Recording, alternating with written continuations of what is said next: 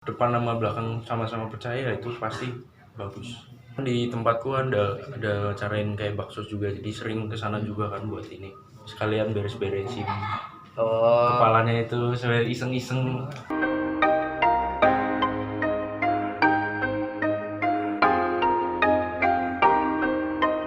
Guys, jadi sekarang kita balik lagi di acara Omah Wae. Dan sekarang kita lagi sesi ngobrol bersama Eriko. Halo Eriko. Ya, kok bisa kenalin dikit nggak tentang dirimu? Aku Eriko, kuliahnya di Duta Wacana jurusan Arsitek 18. Oke, mantap. Nah, jadi dengar-dengar Eriko ini dia ngikut di sebuah apa ya, istilahnya kayak ekstrakurikuler, kayak kegiatan itu barongsai. Nah, kok bisa jelasin dikit nggak sih barongsai itu kayak gimana? Kan kita biasanya kalau pengetahuan tentang barongsai kan yang biasanya kalau Imlek-Imlek tuh. Nah, Cuma nonton aja ya. nah kalau misalnya dari pendapatmu sendiri, dari pandanganmu tuh kayak gimana sih barongsai itu? Barongsai itu sebenarnya asli dari Tiongkok, tapi karena sudah akulturasi budaya di Indonesia, jadi itu udah masuk budaya Indonesia. Sebenarnya itu bukan barongsai, karena barongsai itu dari bahasa Indonesianya, kalau barong itu Nusantara, kalau sayanya itu singa. Jadi barong singa. Oh, jadi wajar ya bentuknya kayak yang kita tahu kan bentuknya kayak singa tuh. Nah, terus kalau di Jogja nih, kamu ada ngikutin ini nggak kayak organisasi gitu? Ada. Oh ada. Ada. Apa tuh kira-kira namanya di sekolah di sini? HB. Oh HB, oke. Tahu? Tahu. Pernah dengar sih itu.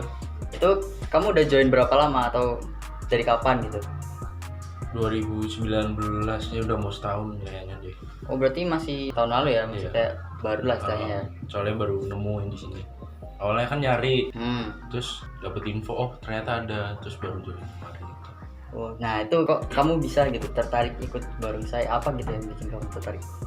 Dulu waktu SD dulu pernah ikut soalnya kecil.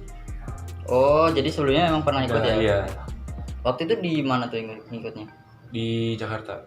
Oh di Jakarta. Terus pindah ke Kebumen, terus di Kebumen ikut lagi juga. Tapi cuma nggak terlalu mendalami banget, cuma ikut-ikut. Cuman sing-sing gitu dong ya. Terus sekarang kayak pengen lebih mendalami lagi. Yeah. Terus nih kalau misalnya di barongsai sendiri banyak tuh atraksinya. Nah itu kira-kira ada teknik tersendiri nggak atau mungkin latihan khususnya gitu? Sebenarnya banyak sih, kalau jelasin satu-satu juga kayaknya terlalu banyak ya. Dasarnya ya fisiknya harus kuat. Fisik ya. Terus paling dasarnya ya kuda-kuda.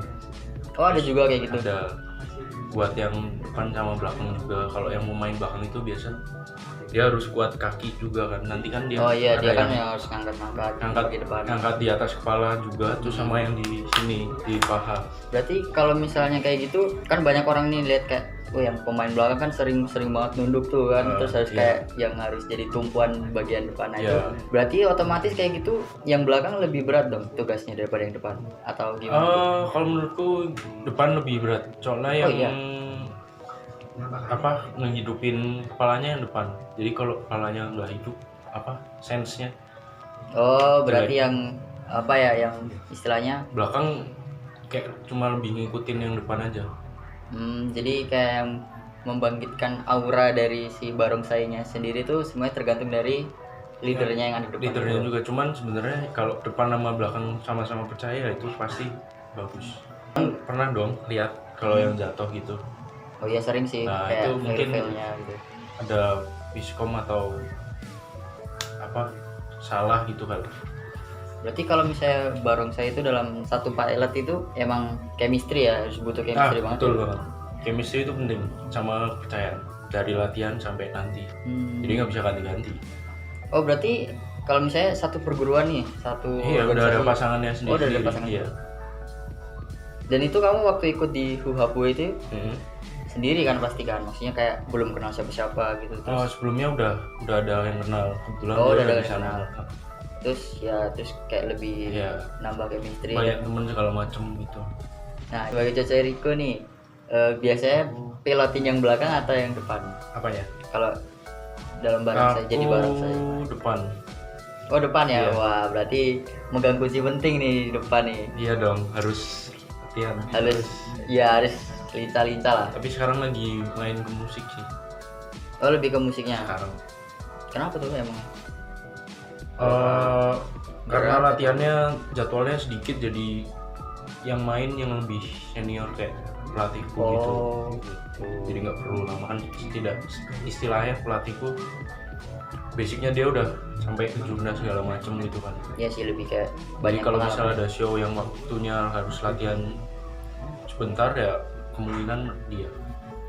Berarti cuman kadang-kadang doang ya? Ya cuman kalau latihan gitu semua. Oke. Emang itu rutinnya berapa sih? Berapa kali seminggu gitu? Seminggu 3 kali. Seminggu 3 kali? Iya, hari Selasa, Kamis sama Minggu. Kalau Minggu itu khusus buat musik.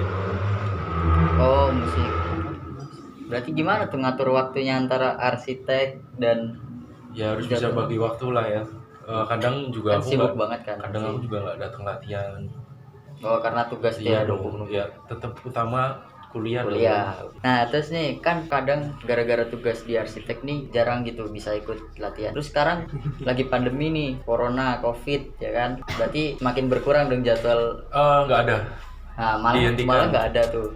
Terakhir show itu waktu di ini Bumi Perkemahan Babarsari. Terus sebelumnya di UKDW juga.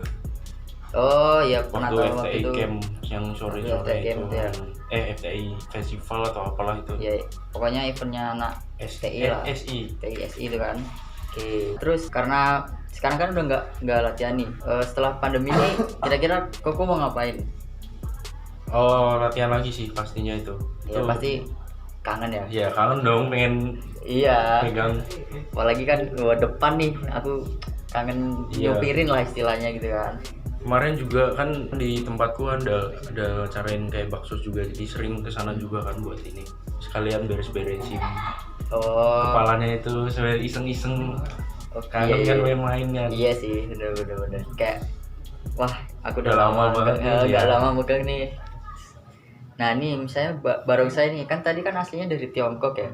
Terus kayak akulturasi sama budaya Indonesia. Kebanyakan orang nih beranggapan kalau barongsai itu kayak budaya dari Tiongkok. Nah, apakah di Indonesia tuh yang boleh atau misalnya apa ya, yang berhak gitu ikut barongsai, apakah cuma dari etnis Cina doang atau semuanya boleh gitu? Semuanya boleh. Semuanya boleh. Iya, nggak memandang apapun. Nggak cuma di Indonesia sih sebenarnya. Kayak di luar negeri itu orang-orang bule juga ikut main. Cuman mungkin beda alirannya aja.